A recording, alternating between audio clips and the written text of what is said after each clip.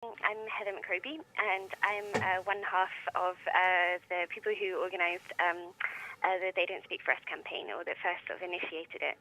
And we just came up with it because we were feeling really helpless about all of the cuts that were happening, and we wanted to find a way to kind of mobilise people beyond the usual activists who usually get involved in these kind of things, which is really great, but kind of find something that could sort of send a message to like our more sort of like apolitical friend to say like, look, there's actually like a real crisis of democracy happening in the UK at the moment, and it would be good to kind of get that sort of spoken about by ordinary people. So, yeah. And so what did you do? What was your actual campaign? It was called They Don't Speak For Us, and it was very simple, almost because it was just two of us organising it, and it was just to get everyone to call in their radio stations on Sunday and request No Surprises by Radiohead and ask if the presenter could also read out the message. And I'm requesting this because the government don't speak for us, and most of us do not want these cuts.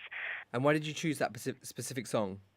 We thought one good thing was that both Cameron and Clegg have claimed to be Radiohead fans, and it also has quite a like sort of cross-generational appeal, and also because that it was written, you know, sort of towards the end of the last Tory government, or just as New Labour were coming in, and that sort of like disillusionment in around 96, 97 with the major government. So we wanted to harness that feeling again of people who've like forgotten what the kind of feeling of living under a Tory government and watching this sort of like massacring of the state and the things that we hold dear, and the services we hold dear.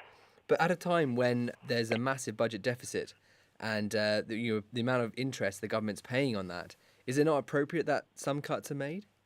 Of course it's appropriate that some cuts are made, and that we should have a public sort of discussion about the cuts that were made and how to reduce deficit. What I think sort of missing is this is firstly the mandate that the government have to make cuts.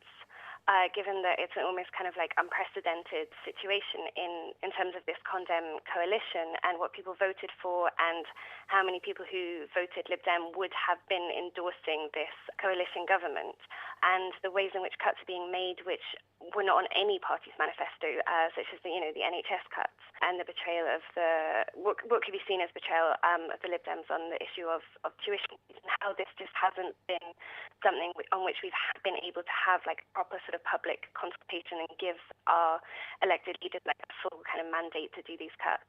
And so is your protest or your action, is it aimed at specific cuts like the NHS cuts, or is it sort of across the board there should be less cuts to public spending, public services?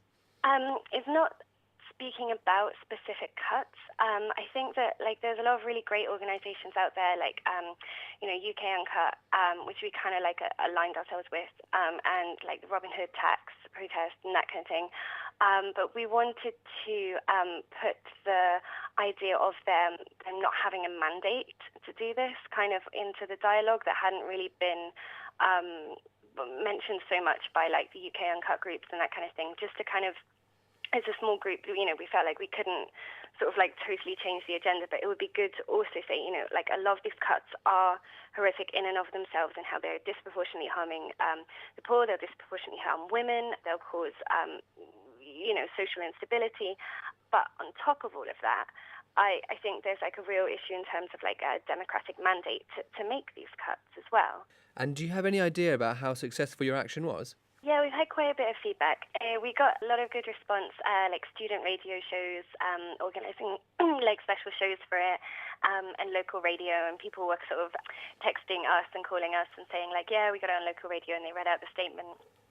We found there was more of a problem with the national radio in terms of like the BBC, because I think they saw it as being partisan. But another thing was just like a lot of people who wrote to us saying like, oh yeah, this is really great, this really made me think about the issue of democracy with these cuts, and also made me read up more about like what's going on with the cuts. Like a lot of people in like sixth form groups and that kind of thing, and that was really great. Like as much as getting the message out in that way, just getting people who previously hadn't been following a lot of the like domestic politics about the cuts, sort of saying that this had caught their eye. I thought that was really good. Is there anything which you're going to do as like a follow-up? Is there any more plans for any more action?